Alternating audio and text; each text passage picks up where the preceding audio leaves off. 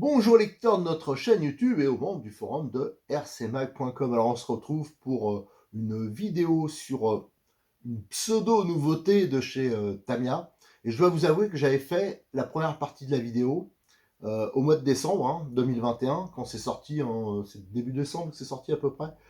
C'est le, je me trompe pas de côté, c'est le Nova Fox. C'est quoi le Nova Fox? C'est un buggy deux roues motrices qui est, voilà, ça fait partie de la série de chez Tamiya sur les vintage, qui reproduisent des rééditions en fin de compte de voitures à succès des années 80. Et là, c'était le Fox, je crois que c'était en 1985.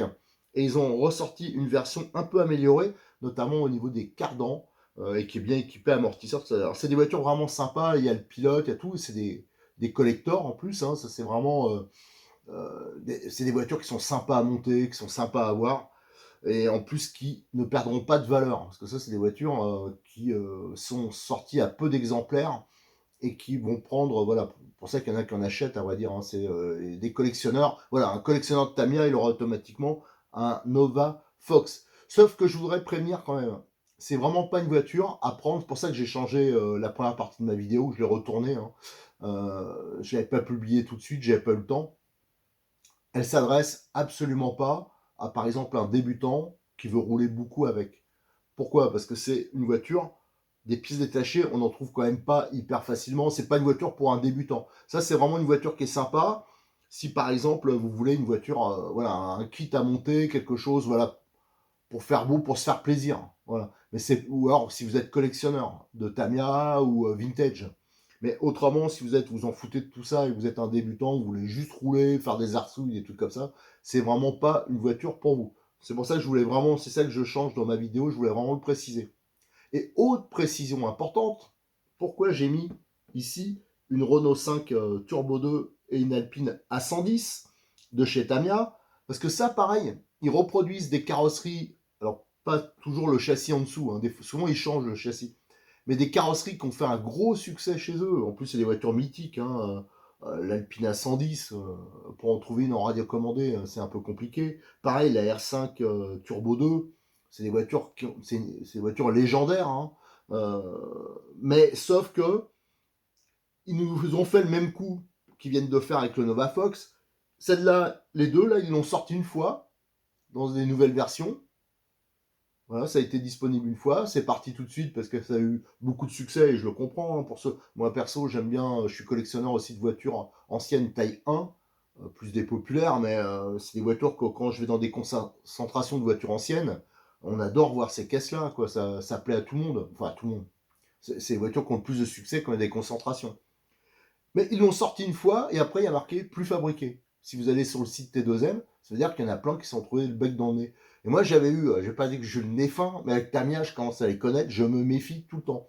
Et souvent, ben, je demande à Cyril, ça c'est grâce à Cyril de Modis 34 que j'ai eu ça. Quand ça sort, je lui dis, est-ce que même si je la prends pas tout de suite, mais je me dis, est-ce que tu peux m'en mettre une de côté en attendant pour voir? Et en fin de compte, les deux fois, là, j'ai bien fait de faire ça parce que juste après, ça a été marqué plus fabriqué. Et là, le Nova Fox qui vient de sortir, c'est vraiment une nouvelle production, c'est ce qui vient d'arriver. Je suis allé voir sur le site T2M, il y a marqué plus fabriqué. Ça veut dire que c'est une voiture aussitôt sortie, aussitôt collector. Donc voilà, tous ceux qui veulent collectionner des trucs comme ça, le peu qu'il y a de dispo, à mon avis, il faut sauter dessus, surtout que c'est des voitures qui ne sont pas très très chères. C'est bien équipé, on va le voir, il y a amortisseur hydraulique, tout ça. C'est quand même des voitures, on peut rouler. Moi, ça, c'est celle que je me suis pris pour moi. Je m'en suis pris une. Je l'ai eu pour Noël, à vrai dire. On me l'a offert. Merci madame. Et donc celui-là, vous aurez le montage sur RCMag, du coup. Je vais pas le garder en boîte. Et vous allez voir quand même que c'est des voitures qui sont sympas, qui ont un look un peu rétro, mais avec le pilote, c'est quand même, voilà, c'est quand même autre chose que les voitures modernes qui ressemblent à rien. Voilà, c'était les précisions que je voulais faire avant de continuer la présentation. Alors, la boîte du Nova Fox. Alors, déjà, ce que j'apprécie, moi, c'est la représentation de la voiture.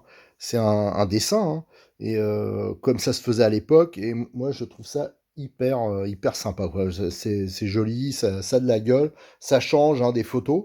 On retrouve vraiment le look un peu de l'époque, sauf que la déco est un peu différente, hein. Il y a les jantes couleur un peu dorée, ça se faisait beaucoup, les pneus, il y en avait beaucoup qui étaient ce genre-là aussi, hein. C'est vraiment une reproduction assez fidèle. Et toutes ces voitures-là, hein, tout ce qui est un peu néo vintage, hein, qui refont des rééditions. À chaque fois, c'est bien sûr un peu amélioré, mis au goût du jour pour être utilisé, hein. Mais surtout, c'est des futurs collectors. Moi, j'en connais qui en achètent, ils les mettent de côté. Il y en a qui les montent, ils les mettent juste en vitrine, ils les font pas rouler. Mais ça, c'est des voitures, en fin de compte, qui produisent des fois une fois. Il y a eu plusieurs exemples comme ça. Ils le sortent, mais après, il n'y a pas de nouvelle édition.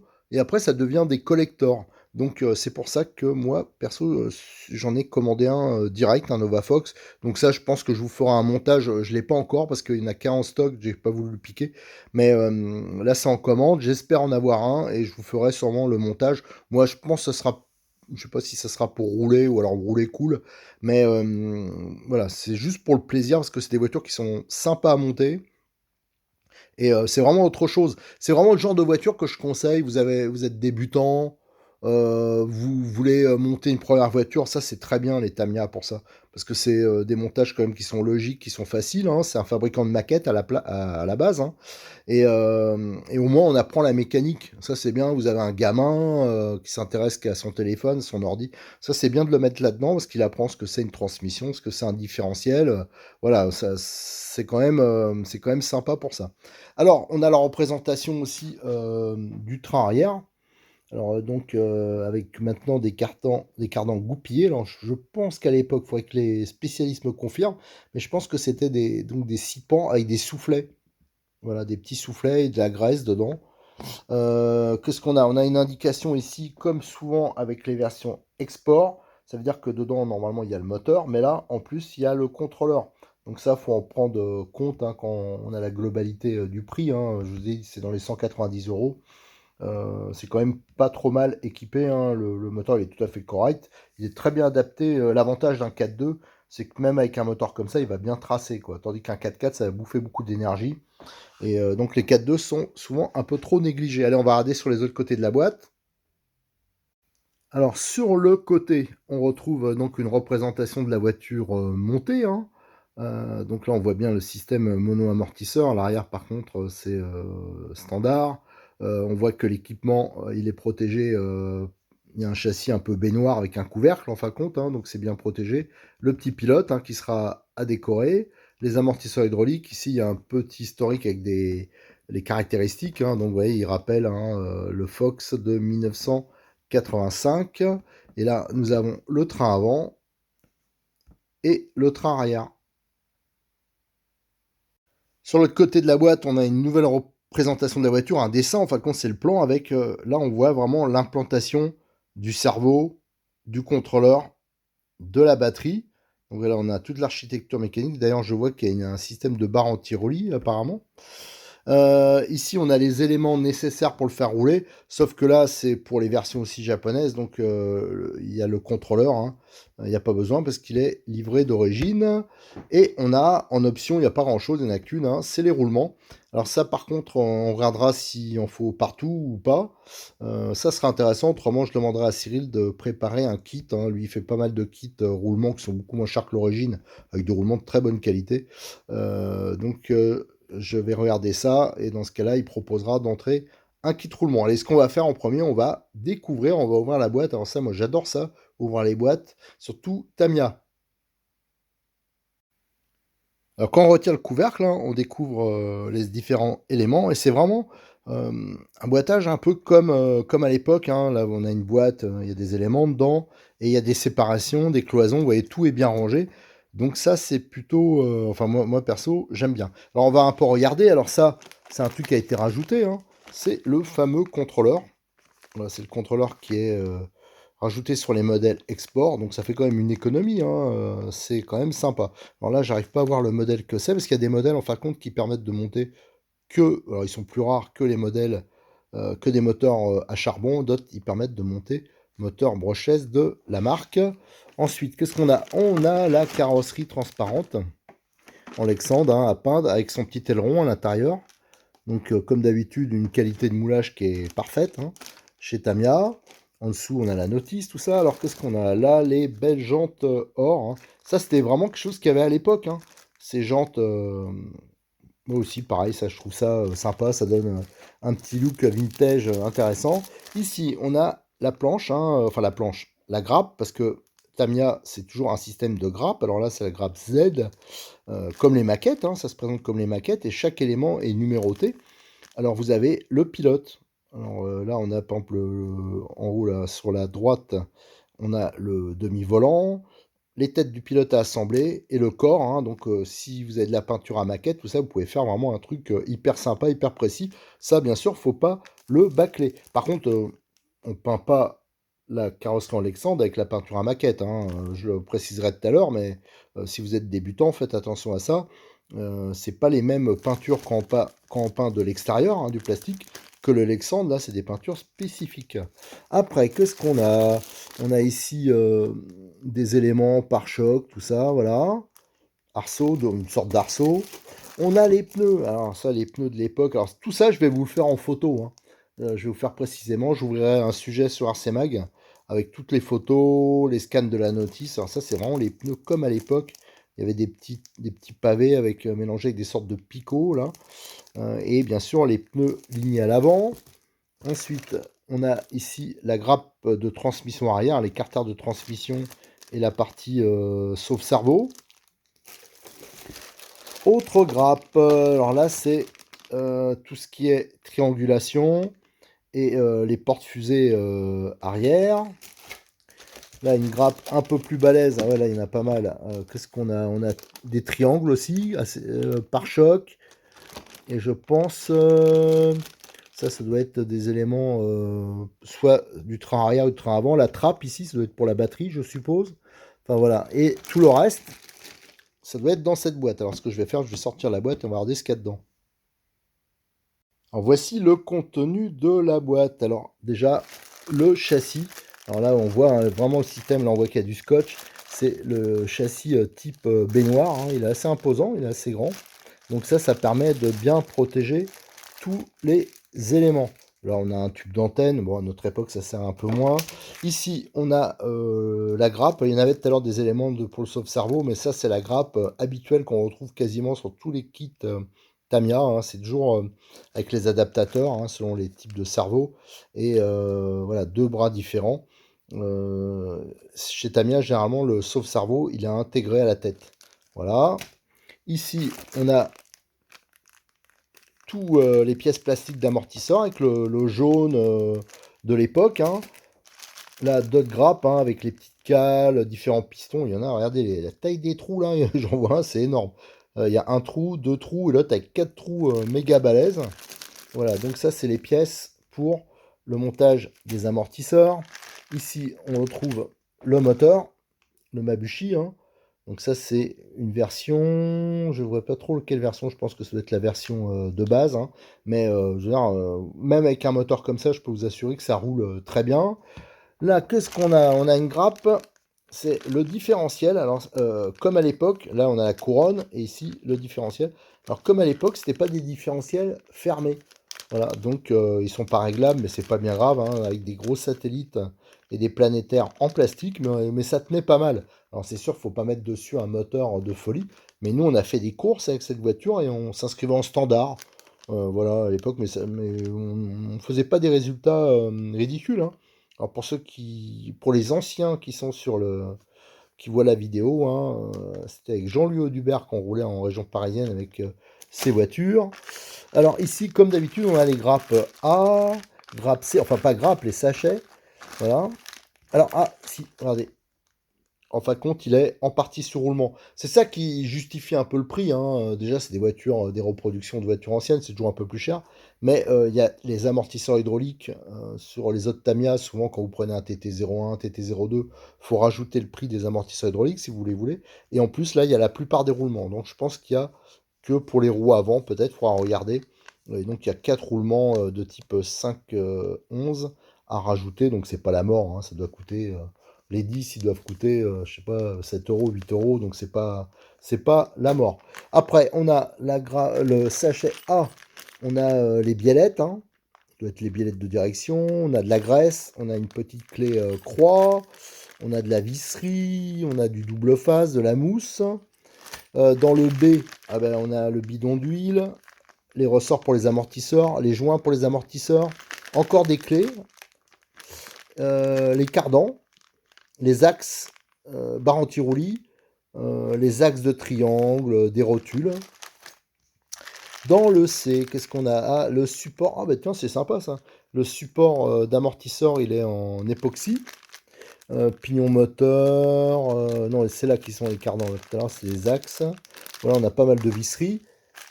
Et le D, qu'est-ce que c'est? C'est pareil, c'est de la visserie, des axes, des vis, des colliers. Enfin, moi, il y a un peu de tout là-dedans. Voilà, donc là, il y a de quoi faire tout le montage. J'avoue que je suis assez impatient de le faire. En plus, c'est une voiture quand même qui est relativement simple à faire. Je vous ferai tout ça en vidéo et en photo. Ça, c'est pas un problème, mais je vous dis, j'ai beaucoup de choses à faire avant. Et en plus, il n'y en a pas assez de dispo. Moi, quand j'en prends un pour moi, c'est généralement parce que Cyril, il a beaucoup de stock. Enfin, c'est que la voiture, ça va pas manquer à quelqu'un.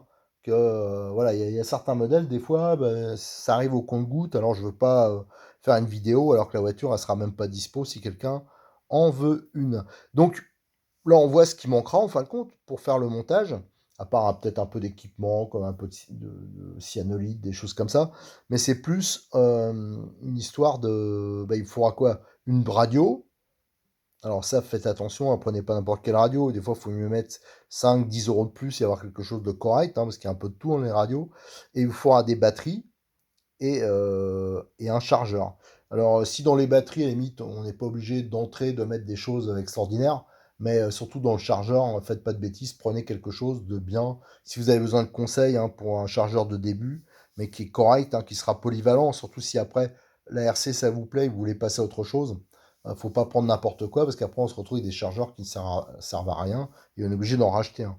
Voilà, allez, maintenant ce qu'on va regarder, c'est les documents.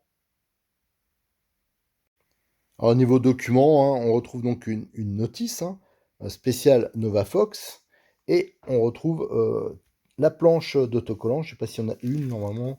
Et bien sûr, les caches pour les vitres. Hein, ça, c'est pour la peinture. Voilà, donc ça, c'est important. Et on peut voir hein, la planche, bien sûr, comme d'habitude, chez Tamiya, elles sont très belles. Et chaque élément, hein, chaque autocollant, il est numéroté. Hein. Donc ça, c'est important parce que sur la notice, si on regarde, je pense que ça doit être à la fin. On va chercher ensemble. Donc là, ouais, je vais faire à l'envers, hein, mais chaque petit sachet que je vous ai montré là, tout le contenu, il est répertorié et souvent à l'échelle. Donc ça, c'est pratique quand on cherche quelque chose. Vous avez tous les contenus. Vous avez, hein, c'est pas facile à attraper, les grappes aussi, voilà, qui sont indiquées là. Bien sûr, je le fais à l'envers. Alors, notez que la notice, elle est en français et en anglais et en chinois ou en japonais, je pense. Et vous avez tout le montage. Et alors, je regarde pour les autocollants. Tac. Voilà. Là, vous avez toutes les indications pour la peinture. Voilà, comment on fait pour masquer, pour qu'il faut nettoyer la carrosserie, qu'il faut penser à enlever le film qu'il protège avant de mettre les autocollants. Ça, c'est important parce qu'il y en a plein qui se font avoir. Ils collent les autocollants et après, ils s'aperçoivent qu'il y a un film de protection. Donc ça, ne pas se planter. Et là, vous avez la voiture une fois qu'elle est décorée. Hein. Ici, vous avez la découpe à faire. Et là, ils disent les teintes, hein, si vous voulez peindre comme d'origine. Alors PS, c'est toutes les peintures Lexandre de chez Tamiya. Donc il faut une bombe de PS4, une bombe de PS5 si on veut faire comme d'origine. Et là, vous avez tous les emplacements, les numéros que je vous montrais tout à l'heure avec les autocollants. Ils sont indiqués ici, comme ça, donc il n'y a pas de risque de se planter. Là, vous avez pareil pour le pilote. Voilà, tout le montage du pilote. Voilà, et pour les roues, j'ai regardé juste avant, hein, c'est bien les 4 bacs qu'il y a, c'est uniquement pour les roulements avant. Donc c'est pas bien grave, hein. Le principal c'est que toute la transmission à l'arrière, elle soit entièrement montée sur roulement. Là vous avez toute l'installation. Alors ce qui est bien, c'est qu'il n'y a pas d'option à part les roulements. Donc ça c'est pas mal. Et vous avez tout le montage qui est expliqué. Bon, ça reste quand même une voiture ultra simple. Voilà. Là, tout ce qui est montage radio, enfin les longueurs de biellette, enfin c'est hyper bien expliqué Tamiya, c'est vraiment facile. Alors ce que je ferai moi, quand je ferai le montage de la voiture, bien sûr, j'essaierai de vous indiquer quelques petites astuces, quelques petits trucs, mais je dis c'est pas pour tout de suite, hein, c'est un problème de disponibilité. Voilà tout ce qu'on pouvait dire sur ce bolide, hein, le Nova Fox, une voiture que je trouve, assez sympa et surtout un futur collector. Allez, alors je vous donne rendez-vous sur RC Mag, hein. Sur RC Mag, je vous mettrai déjà les premières photos et aussi tout le scan de la notice.